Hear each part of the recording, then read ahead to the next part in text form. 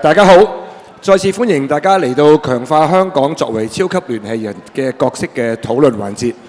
Ladies and gentlemen, welcome to the panel discussion session.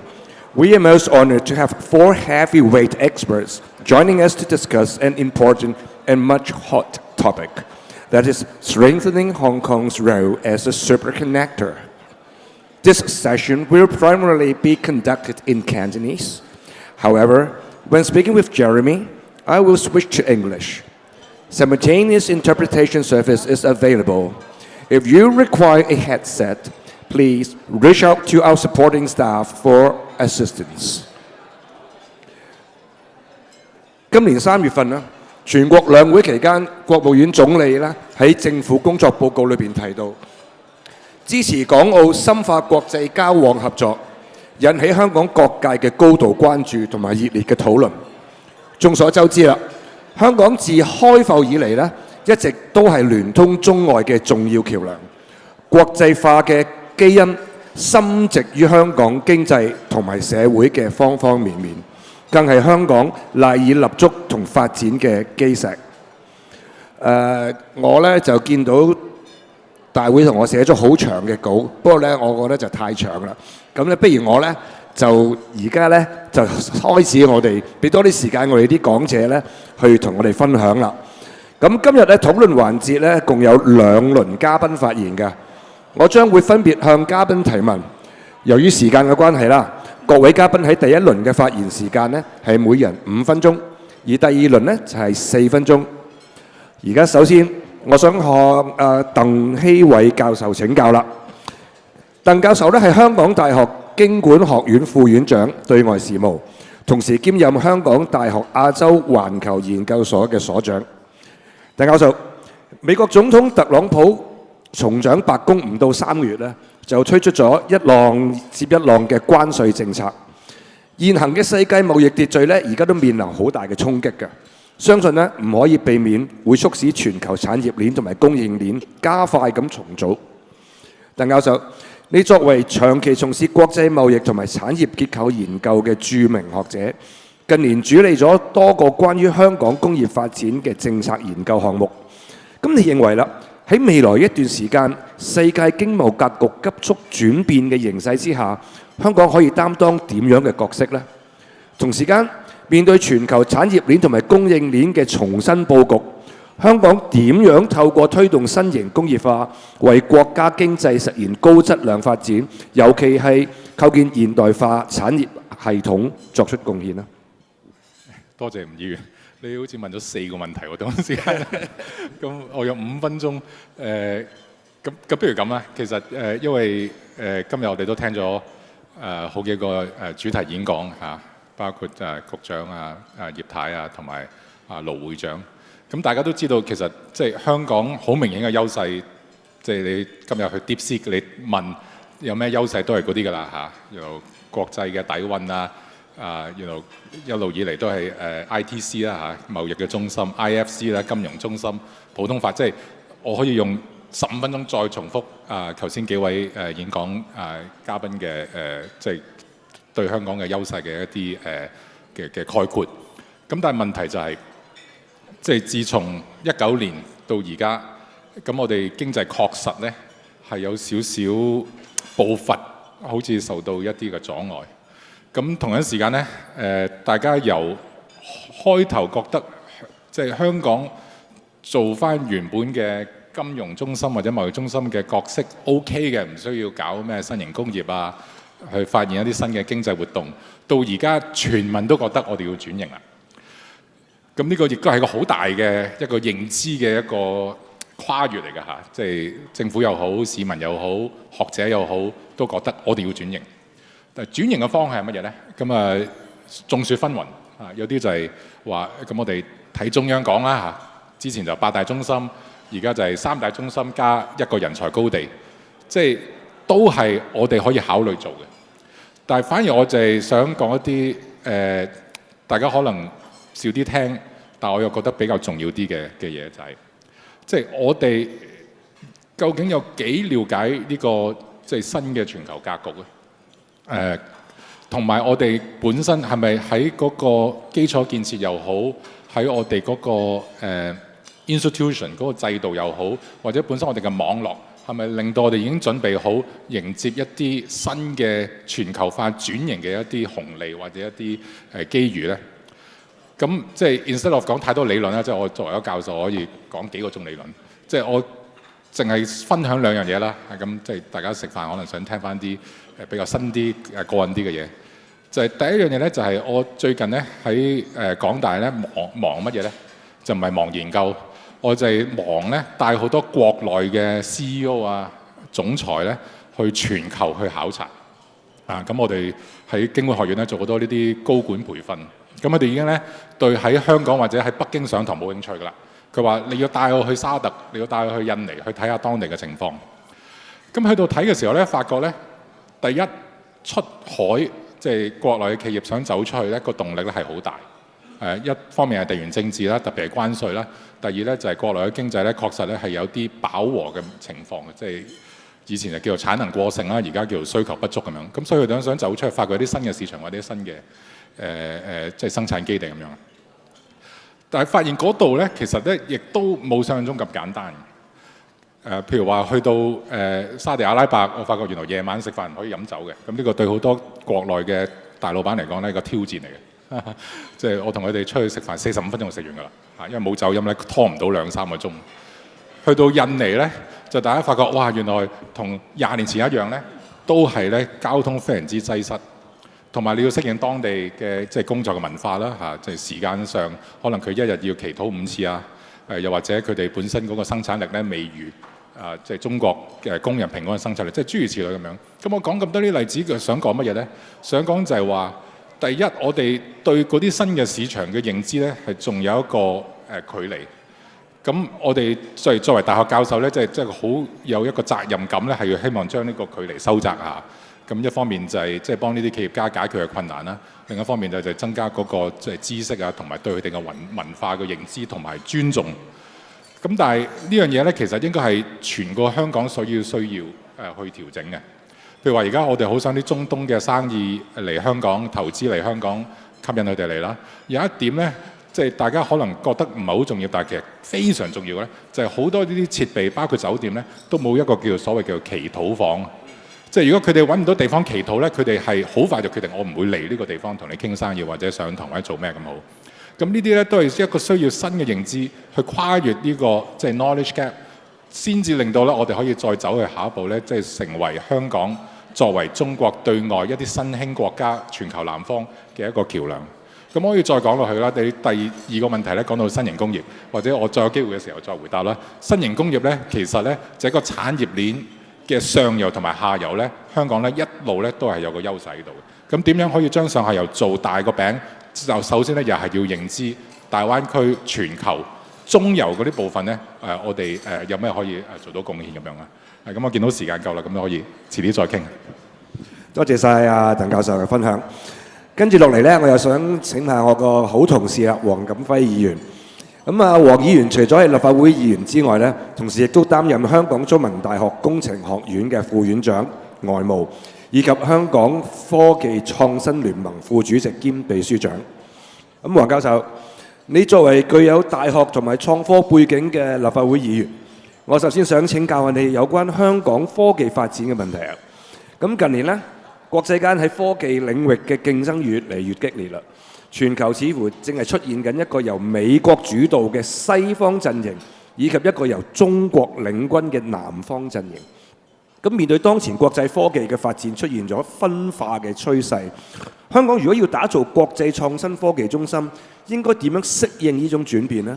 尤其係中美之間科技發展裂痕咧加深嘅背景之下，香港又可以扮演咩角色呢？多謝主持。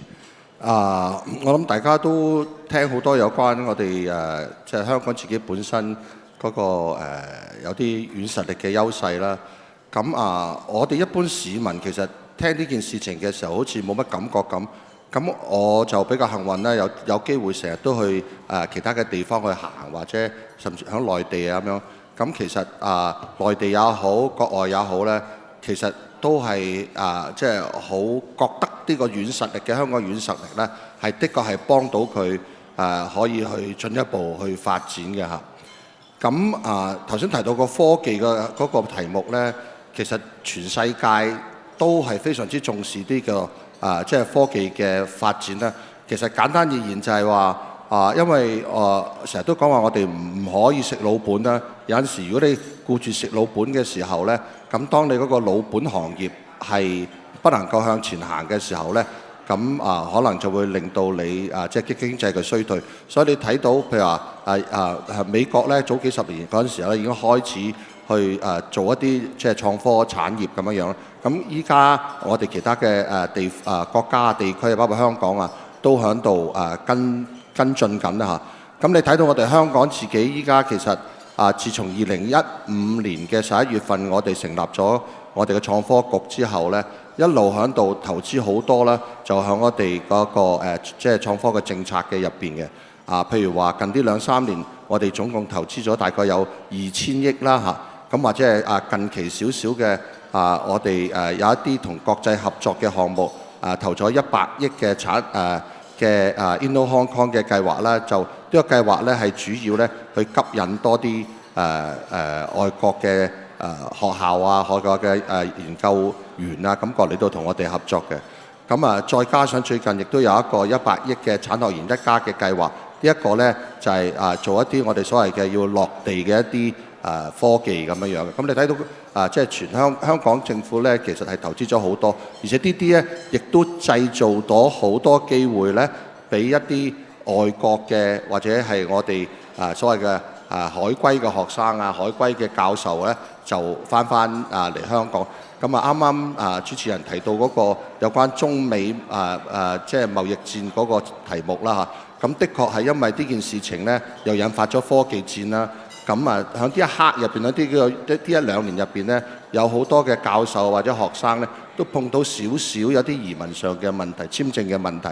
咁咧就依家其實有好多學生都會考慮嚟到香港透過嚟到香港啦，然後咧就去即係成個大灣區、成個亞洲去發展嘅。嗱，咁其實好簡單，你自己問自己個問題得。假設如果你想你個細路仔去讀書，你想佢做乜嘢呢？希望佢第日畢咗業之後呢，係一個好嘅生活，好嘅即係好嘅職業。咁你就應該擺佢喺一個有潛質發展嘅一個地方。咁唔係我講㗎啦，有好多嘅經濟學家都講，即係依家呢就係即係喺我哋中國呢一邊就係發展嘅比較蓬勃一啲啦。咁你亦都睇到依家譬如響美歐嘅地方呢，就可能係個經濟似乎有啲衰退嘅跡象。咁如果我哋向未來10年去睇呢，咁我哋響即係亞洲區呢，特別係響中國呢一邊呢，就係有好多嘅發展機會嘅。所以趁呢個機會呢，其實我哋香港呢應該即係睇下諗好嘅辦法呢，點樣吸納呢啲咁嘅嗰啲學者或者學生過嚟。咁其實政府都做緊嘢㗎啦，包括呢就係上一次嘅施政報告講過話，將我哋嘅大學收生呢，即係非本地嘅收生呢，由40%係提升到20%提升到40%嘅嚇。咁又譬如話我哋響政府亦都成立咗一個最近期啦，成立咗叫做Global STEM Professorship。咁呢個呢就係主要係有一筆錢呢，就讓嗰啲大學呢就四出去揾一啲知名嘅教授過嚟，不但止個教授自己本身呢，同埋個團隊呢都拉埋過嚟嘅嚇。不過我哋要做好呢件事情嘅時候呢，其實唔單止係啱啱淨係咁諗嗰個科技政策，我哋應該都要考慮下其他嘅配套嘅。因為即係我自己都做過啦，因為以前我都係喺外地住咗好耐嘅時間，我翻嚟香港就即係讀教書嘅時候，有好多嘅考慮，包括當時候我細路仔細，我個細路仔點樣未來去喺呢度長大咁樣入咩學校住宿嘅問題呢啲問題呢都係要考慮㗎啦嚇。咁所以我覺得人才係好重要啦，教育係好重要啦。雖然我哋係有好多嘅科技政策，我都希望呢，我哋可以做得更好呢，就喺其他嗰方面有呢個配套一齊去拉動成個人才嗰方面啦。多謝黃教授嘅分享。跟住落嚟呢，係我哋廠商會副會長兼廠商會檢定中心嘅主席駱百強 Robert 啊。Robert， 近年好多內地企業咧加快咗揚帆出海。香港貿易發展局咧早前咧就有一份調查報告顯示咧，有高達90%嘅受訪內地企業咧表示未來3年內咧係有計劃拓展國際業務嘅。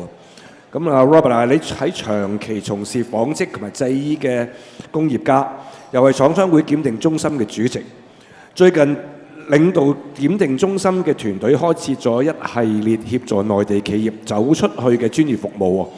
咁你覺得當前呢一波內地企業出海嘅趨勢同過往相比有咩唔同嘅特點呢？而內地企業尤其係數量龐大嘅中小企業，如果選擇以香港作為走出去嘅服務平台，將會得到邊啲特別嘅優勢同埋協助呢 ？Robert， 多謝議員嘅發問啊！個問題好長，咁我諗大概應該講2點啦。第一就係話嗰個走出去嘅趨勢啦，同埋嗰個我哋香港嘅優勢咁樣。咁啊，其實如果你話走出去個分別就係我哋即係我做工業做咗30年啦。咁我哋以前都有走出去嘅，我哋又好啦，國內企業都好啦。咁我哋當年走出去嘅原因咧，就係揾啲地方平啲，咁咧就去即係喺嗰個勞動密集啲嘅人成本低啲。同埋亦都係一啲配額問題，我哋需要走出去。咁呢個可以係當初我哋叫 1.0 啦，走出 1.0 啦，都係純粹個成本，純粹係個配額限制。咁而家發展到而家咧，走出去咧，我自己睇法咧，就應該可以分為4類走出去。咁啊4個趨勢啦。第一就係話咧，其實我哋而家以前我哋走出去咧，就多數咧就揾一個地方嘅啫。咁我哋就叫做中國加一。咁而家咧，因為好多貿易問題啦，好多即係區域性啦嘅問題咧，就好多需要一啲多地方，咁就係中國加 N。嗱，呢個第一轉變，即係比較趨勢上咧係比較多元化啲。咁第二樣嘢就係以前咧，我哋走出去咧，大部分都係啲傳統嘅工廠啊，即係人口即係勞動力密集嘅。而家其實唔係啦，而家啲比較新嘅行業啦。科技行業都要走出去，即係譬如三星、電動車、太陽能或者係電池咁樣。咁佢哋點解要走出去？因為貿易問題啦、稅啦，佢需要即係全球佈局。咁呢個第二個走出去。第三個走出去咧，就係以前咧走親出去咧，就係啲大企業嘅國企啦、大民企。中小企就唔得，因為中小企呢個資源有限，我哋走唔到。咁但係自從國家開發一帶一路咧，其實喺一帶一路呢10幾年嘅耕耘裏邊咧，其實好多嘅設施做得好完整啊已經。咁變咗好多中小企業咧，就可以利用拼船出海，即係大家一齊出去，咁就進駐咧國家嘅工業園。咁呢個都係第三個轉變，即係以前就大出，而家大細出得啦。大家仲可以即係圍爐取暖啊，拼船出海咁樣。咁第四個嘅轉變，我自己睇法咧就係比較，我哋覺得係香港有非常之嘅機遇呢個轉變嚇，係嗰個價值鏈嘅升級。咩意思咧？就係我哋國家經過咁多年嘅發展，其實由一個好龐大嘅製造業發展到一個非常之高端嘅製造業。咁喺高端製造業之下咧，我哋嘅產能啊，我哋嘅產品嘅優勢好大。咁啊，而家國家內卷啲啦，咁好多企業啊，好多產品都需要走出去。咁呢個就係一個價值鏈升級咗。咁佢走出去咧就唔係純粹以前我簡單就將工廠搬出去，而家走出去就可能要有研發啊、市場啊、品牌或者係好多方面嘅高端服務。咁頭先阿 Jimmy 都講啦，即係貿發局嘅調查啊睇到，即係未來即係講緊3年都有90%啦接近啦。咁佢哋甚至講而家起碼70%嘅企業咧走出去嘅原因咧就完全為咗要市場銷售，即係話我而家唔再出去揾生產地方，我係出去銷售我啲好嘅產品。咁的確係值得咁做嘅。因為國家嘅產品、企業嘅產品都非常之提升，性價比非常好，但係點樣出去呢？咁就正咧就係頭先我講呢一個趨勢咧，就係我哋香港嘅機遇，因為香港有晒佢哋需要嘅資源。頭先我哋會長都講咗啦，或者我哋陳會長都講咗，就係嗰5流啦、人才啦、物流啦、資金流啦、技術嘅配套啦、同埋服務啦、同埋信息流。咁我唔再詳細講呢啲，因為太過沉，再講一次啊！即係大家都知道香港優勢係咁多，咁但係問題啦，點樣做咧？咁我都留翻下一條問題，因為我知道我下一條問題咧就都會答啊。我哋廠商會檢定中心係點樣做法咧？希望有啲實際例子由民間嘅角度去睇，好嘛？唔該啊 ，Jimmy。好多謝 Robert。跟住落嚟咧，要轉一轉 channel 啦嚇。The next question is for Mr. Jeremy. In addition to taking up the position as the chairman of the British Chamber of Commerce in Hong Kong, Jeremy is also the head of markets for JLL in Asia Pacific. Jeremy, Hong Kong's professional service has earned international reputation for its high standards, quality, and comprehensive offerings. Currently, China is stepping up its efforts to implement institutional opening up and integrate its rules, regulations, and standards with international practices. Taking the real estate and business consulting service industry that you are engaged in as an example, what business opportunities do you think mainland China's new endeavors to promote high-quality development will bring to Hong Kong's professional service industry? And how should we seize these opportunities ahead? Thank you very much let me first off say I do apologize as the only non-Cantonese speaker on this panel. I should have invited my children who can at least speak in Mandarin, but I can't do that either. After 30 years of being in Hong Kong and within the real estate services industry, I would say that there are a number of places where we can both benefit and contribute both to mainland and externally. Now, the British Chamber is an entirely membership-driven organisation, and if I speak to the members at the present moment, there's a number of things that they feel very positive about and about the development of Hong Kong as a super connector.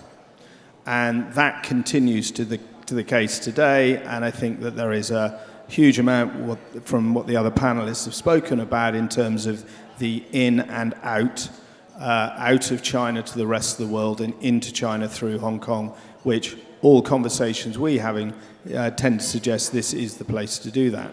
So if we start to think about what are those, international standards and services, all of the firms that we have here, and we represent on our board, we have banking, we have finance, we have legal, we have accounting.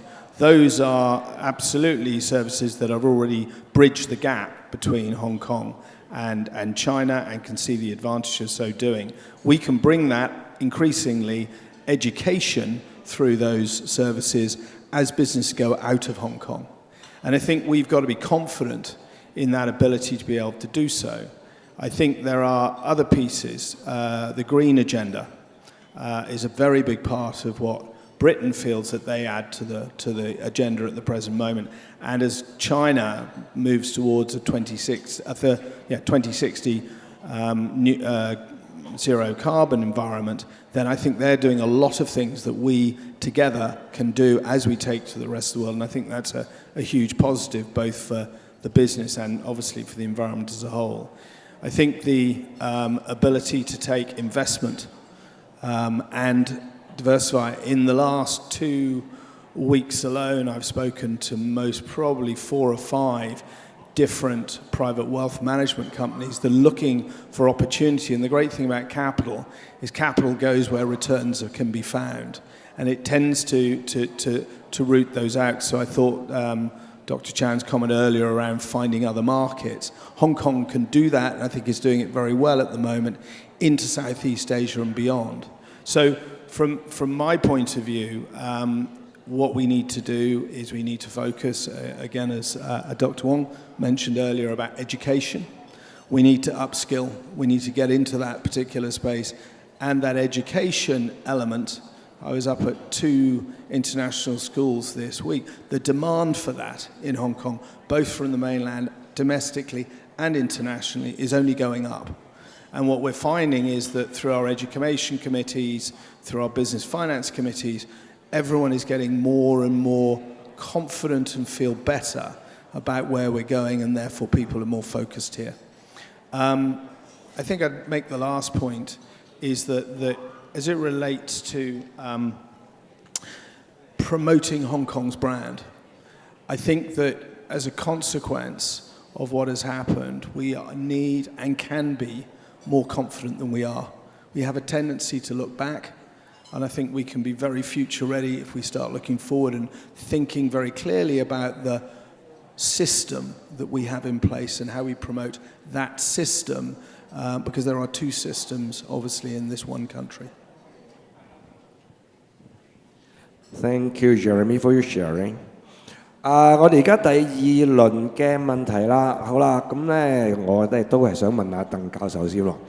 咁大家都知道啦，唔少外資企業咧，同埋港資企業咧，都將香港作為跨國或者係跨地域嘅供應鏈營運同管理嘅指揮中心。香港亦都因此咧而發揮咗成為全球領先嘅總部經濟集中地。而呢一屆特區政府咧提出咗打造香港成為跨國供應鏈管理中心，提供高增值嘅供應鏈服務。但有研究指出咧，近年全球供應鏈咧而家迅速咁走向綠色化、數碼化、科技化，呢啲根本性嘅變革咧，對本港供應鏈管理嘅傳統角色提出咗新嘅要求。咁鄧教授，你認為影響呢啲新嘅形勢之下，香港打造供應鏈管理中心將面對乜嘢機遇同埋挑戰呢？我哋應該從邊一方面入手嚟鞏固同埋提升自己嘅競爭力呢？多謝你呢個問題。機遇係好多，特別係有關即係香港點樣重新打造自己成為國際嘅貿易中心。亦都係即係中央政府期望香港仍然可以做到，亦應該要做得更好。咁但係我成日喺坊間都話啦，即係大家對貿易嗰個睇法呢，仍然係停留喺可能20年前葵涌貨櫃碼頭，所有地方都係佈滿嗰啲組裝箱。但係其實喺21世紀，特別係呢幾年呢，貿易已經唔係嗰種將件貨櫃由 A 點去到 B 點嗰種，而將嗰個貨櫃由 A 點去到 B 點，其實有好多區內嘅競爭對手，即係唔使講大灣區已經有好幾個碼頭喺嗰個地價喺個技術嘅運用啊，甚至乎勞工嗰個成本啊都低過我哋，咁所以個競爭力喺搶貨櫃嗰度呢，我哋係好難去贏佢哋。咁但係退一步諗，如果真係要重新打造我哋做個 ITC 嘅話，咁應該係做咩呢？咁我就會加一個字，就係叫 ITSC， 就係 International Trade Service Centre， 即係貿易服務嗰方面呢，我點可以做得好啲？咁你講到貿易服務呢，其實即係同特區政府舊年開始講嘅叫供應鏈管理中心係息息相關。其實供應鏈管理中心嗰個 term 呢，個重點咧唔係供應鏈，其實係管理。即係點樣可以將一條供應鏈由最上游，即係包括佢融資到最下游出海、出口，同埋要做所有同出口有關嘅 logistic， 又或者保險嗰啲服務呢，都係我哋已經喺香港有嘅專業服務嘅好多嘅咁經驗又好、人才又好、制度又好、品牌效應又好、信任又好。咁欠缺係咩呢？欠缺就係點樣將個供應鏈管理中心成個 ecosystem 嘅唔同嘅持份者拉埋一齊。其實唔容易嘅，因為佢哋本身都係自己唔同行業嘅領軍人物，譬如銀行嘅嗰幾間啦，保險又嗰幾間啦，貿易又嗰幾間啦。但係佢哋本身都係有 supplier-buyer relationship， 但係佢哋好少同一齊咧去推一個地方香港成為一個管理中心呢樣嘢。咁我喺坊間一路都係即係鼓勵大家去諗啦。其實而家政府都好多唔同類型嘅委員會啊、諮詢委員會啦。其實應該要成立一個咧供應鏈管理中心嘅諮詢委員會，即係將我頭先講嘅唔同行業嘅大佬啊、龍頭企業嘅領導唔得嘅話，就派個代表啦，坐埋一齊咧，去 come up with 一啲乜嘢嘅政策，可以令到香港真係可以做一個供應鏈管理嘅地方。咁呢樣嘢亦都係同總部經濟有關係嘛？因為到最尾其實呢啲都係專業服務嚟嘅。咁呢個第一。第二咧講到供應鏈而家越嚟越綠色啦，越嚟越數字啦。其實喺我嘅研究中心我一直推動一樣嘢咧，就叫做數字貿易。數字貿易啦，好多時大家諗到可能係咪講緊 e-commerce 係咪講緊即係點樣將嗰啲數據貿易嘅數據變為即係可用嘅 blockchain 做一啲大數據嘅分析啊？咁嗰啲都係嘅。但係一個更重要嘅部分咧，就係海關個程序咧，其實可以數字化，做到所謂嘅無紙貿易。因為好多時咧，點解一個碼頭佢嗰個 efficiency 低，又或者個成本咁高咧？就係因為佢個海關嘅程序太複雜啊。咁香港唔需要我解釋咧，就係好多時咧，我哋都係要簽好多文件啊嚇，你買層樓都仲要走銀行啊，有律師行啊諸如此類。其實海關嘅程序亦都係仲有好多即係紙張嘅處理啊，一來唔環保啦，二來咧係嗰個效率係唔夠高嘅。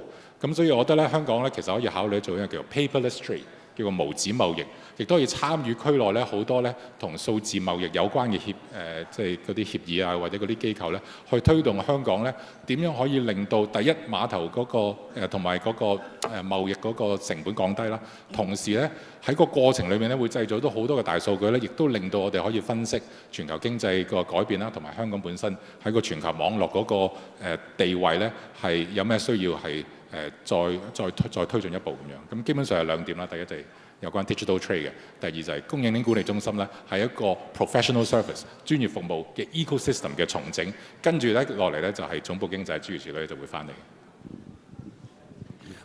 多謝晒鄧教授。跟住落嚟咧，我又想就國際人才交流嘅問題咧，請問下黃教授啦。中央明確支持香港打造國際高端人才聚集嘅高地，係對香港國際化優勢同對海外人才吸引力嘅高度肯定。咁你認為啦，香港未來應該點樣進一步搶人才、留人才以及用好人才呢？黃教授。I was actually, I have to say thank you to you. I mean, you mentioned a lot about the education part of it, and I think we do good in education. Thanks very much. The international part, I think, is very important when you were talking about having people, how to promote our technology system, our talent system. We have to go more abroad, and then we have to spread the news about Hong Kong. We do actually do a lot of things that we appreciate ourselves need to be spelled out more, that we have to spread the news to different people. And I think the government itself is doing a lot, like what our chief executive will be doing tomorrow is actually to go abroad to the Middle East to promote. And I hope that in the promotion part, not only that we are promoting the business part, as well as our education part. As I said in the last part of my speech, I did say that if you look at in 10 years' time, within this 10 years, the market will be in this part of the world. And I said, if you have a child, and if you suggest what subject your child to take, as a parent, what would you do is that do something for your future. That's where your career will lie on. And then I can tell you that in the future, the market is around in Asia and will be centered in China. So, and then Hong Kong will be a very, very important part in actually being a connector. But in order to do that, again, we have been doing a lot, and for the government is actually promoting a lot, already pouring in a lot of money in doing this part. But it's not just the money part of it, it's also the people. I mean, you have to have good connections to actually let the people understand more about our culture, and that's what we need to do in order to do it good. 多謝黃教授嘅分享。咁而下一個問題呢，我又想再問下 Robert 啦。頭先呢，你提到內地企業進入咗走出去2.0嘅呢個新階段，點樣配合呢啲新形勢，發揮香港獨特嘅優勢，以更好地服務內地企業，相信係香港特區政府同埋民間呢，特別係工商界應該共同推進嘅工作重點啦。咁我想請你講一講啦 ，CMA 檢定中心響協助內地企業出海方面提供咗邊啲增值服務呢？有冇特別嘅體會啊、經驗啊、個案可以同大家分享下呢 Robert？好啊，唔該晒啊，朱明議員，等咗你好耐啊，問呢啲問題。係咁咧就頭先其實阿會長咧就開頭拜嘅時候都已經有啲劇透咗，即係我哋 CMA 檢定中心有啲咩服務，但係咧我就想再詳細啲去介紹。咁CMA 檢定中心係一個國際認可嘅第三方機構啦。咁我哋基本上就扎根喺香港都已經超過45年啦，1979年嘅。咁一路都係做緊好多國際認證嘅。咁我哋亦都因為頭先都講咗啦，即係嗰個走出2.0之下嗰第4個轉變啊，即係好多國內嘅企業嘅品牌啊，想走出海。咁我哋咧覺得係需要提供個平台俾佢。咁所以我哋就喺 CMA 檢定中心就成立咗一個走出去嘅一條龍平台。咁呢個平台咧，我自己睇咧就圍繞住3個角色，我哋可以做嘅。咁當然啦，整體上嘅推動啊，政策係政府需要去俾出嚟啦。咁但係我哋係一個民間商會組織咧，我哋希望用民間力量啦，用民間嘅資源咧，去做一個平台，咁去幫助內地企業走出去。咁第一個角色咧就係我哋一路講嘅香港點樣聯通世界啊，做一個超級聯絡人。我哋點樣做一個超級聯絡人咧？咁其實我就以檢測認證為例子啦。咁檢測認證咧，其實我哋香港檢測認證，如果喺全球講咧，喺互認嘅數量嚟講，你前3嘅。即係我哋同好多國家其實嗰個檢測認證係互認嘅。即係我哋喺香港，你只要做一個測試就可以多個證書出俾你。咁好處係咩嘢咧？就係我哋可以幫一啲國家品牌啦、國家嘅貨咧，就係做好快攞到個全球認證。咁佢就方便佢哋走出去，因為任何產品你都需要認證，亦都要係符合當地國家嘅要求。咁呢個就係我哋點樣聯繫到，即係用一個檢測認證嗰個能力去聯繫到啦。咁第二樣嘢就係我哋個增值，我哋超級增值人，因為我哋會長都係一路都講超級聯絡人、超級增值人。咁點樣增值呢？咁其實我哋喺個增值部分就係話，如果有啲品牌落香港，咁佢需要品牌提升，需要提升嗰個對其他地方嗰個認知，咁我哋咧檢定中心咧就有提供呢方面嘅一啲支援。咁當然啦，我哋亦都同我哋廠商會旗下有香港品牌發展局啦，同埋廠商會，我哋都好多資源配套嘅，譬如點樣去認識 ESG， 因為好多國家好多地方其實對一啲法規法則係有啲唔同嘅。咁通過呢啲咁嘅培訓同埋呢啲資源嘅匯集咧，其實可以幫呢個企業或者品牌咧去提升佢嗰個價值，增值佢。咁第3樣嘢就係我自己覺得就係我哋喺嗰個戰略，即係嗰個戰略上，因為香港亦都係一個創科中心。我哋本身創科亦都大力發展緊。咁好多產品係需要創科去賦能嘅，即係點樣去提升個產品嘅價值，又用創科新科技。咁我哋 CMA 檢定中心旗下咧，亦都有一個咧，就係 CMA 加嘅科技商品化平台。呢個平台咧，其實等於一個孵化中心啫，就係利用香港嘅科技咧，或者外邊嘅科技，去配合翻我哋嘅廠家，因為我哋本身都好多會員啦，3000嘅會員。咁佢哋嘅各行各業嘅需要，我哋配對嘅技術，就去提升個產品。咁呢樣當然亦都係可以咧應用喺我哋國內嘅企業嘅。嚟到香港，我哋可以去做呢個配對。咁要提升佢嗰個產品嗰個價值喺個科技上咁樣。咁呢3樣嘢其實就係我哋廠商會一路做。咁我想俾啲實際例子，我哋講咁多，你其實點樣做咧嚇？咁我有想揾你2個例子，一個例子就係咧，我哋同廣西咧一個企業，就係做水嘅。咁我哋咧好成功地咧，將嗰支水咧由廣西就經香港就去到英國賣啦已經。咁呢個就好成功嘅走出去啦。咁點樣做法咧？其實我哋就同一啲商會成立咗間公司叫培福未來，咁就提供咩咧？檢測認證、合規檢測認證、跨境同埋做一啲即係入證，即係你入嚟香港你都要做一啲即係認證啊，做啲手續啊各方面啲嘢啦。我應該仲有分鐘，因為之前我快咗，所以嗱呢時有得咁樣啦。咁所以呢個就係一個方法。咁亦都係在廣州有個品牌咧，農產品亦都係經我哋嘅平台咧走嚟香港落地。咁喺香港落地有好處咩？香港亦都係一個國際市場，因為我哋匯集好多唔同嘅國際嘅一啲代理商。其實佢喺香港產品見到啲咩啱用咧，佢會引翻去自己嘅國家嘅。嗰支水亦都係一個例子，就因為代理商見到啲水啱英國，就引咗出去。咁第二個例子咧，就係我哋有一間咧，就上海嘅，就係做啲空氣淨化嘅產品嘅品牌。咁佢就好想落嚟香港，咁我哋就經過 CMA 加呢個科技商品嘅平台咧，幫佢做咗香港認證，做埋呢個佢想去外邊嘅認證，即係多認證。亦都同一時間咧，提供一啲技術支援俾佢，做一啲啱香港用嘅產品。因為始終你做一啲空氣清新劑嘅嘢係需要有規定嘅。咁呢個咧就係好多地方都唔同，但係香港亦都有自己嘅要求啦。咁用呢個方法咧，就可以切切實際幫嗰個品牌咧，經過呢個平台走出去。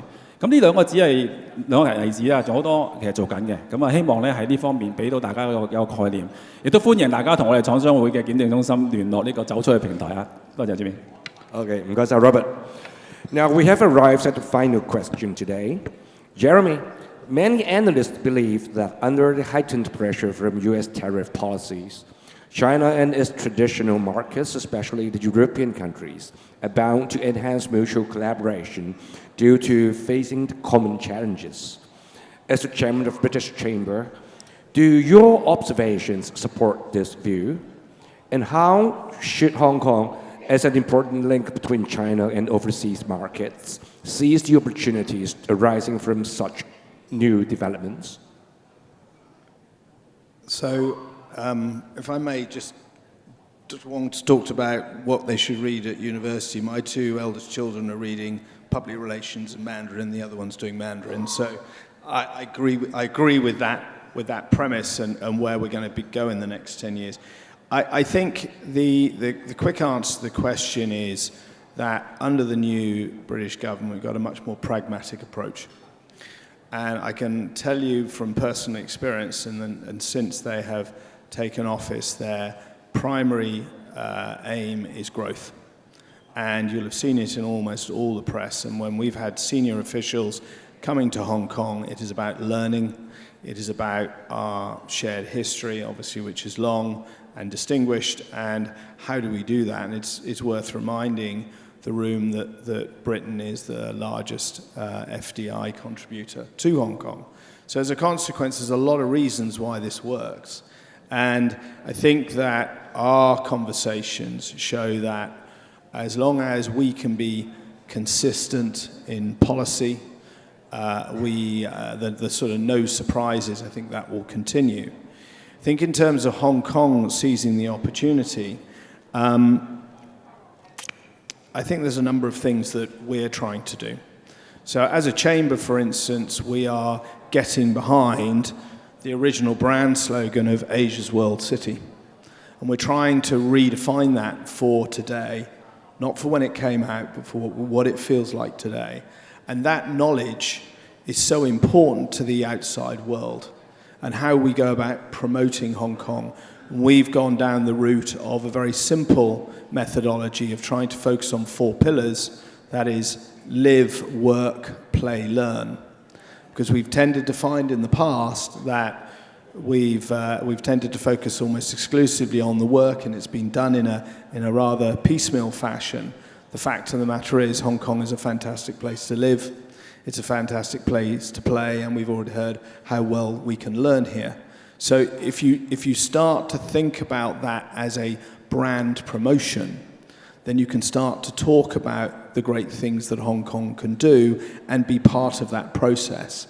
And the whole part then becomes a more consistent, a more measurable, a more understandable future. And that is what I think globally is something that COVID created a much more focus on talent as individuals rather than amorphous masses. So I think from our point of view, I feel very bullish about Hong Kong's future, if I'm honest. And I think some of our best days could be ahead of us. And the reality ultimately, therefore, is that we need to get consistent about how we promote ourselves in that particular place. And I think the British-Hong Kong relationship, at times, we're always going to have to explain how things are done here and also how people can benefit. But there is, I make the point earlier, wherever there is opportunity for investment, and the UK has made it very clear that they're open for growth, then I think the opportunities between UK and being able to push to here, because also you mentioned the whole issue of the US and tariffs. This is also a push out from the UK into Europe as well. And I think it's redefining, and we don't know where all this is going to end. It seems to change day to day, and whichever day you wake up on, please don't have written the speech the night before, because it might have changed again. So, but as I say, it's a great question, but yes, that is sort of in broad terms supported. Thanks, Jeremy, and all the guests for your valuable insights.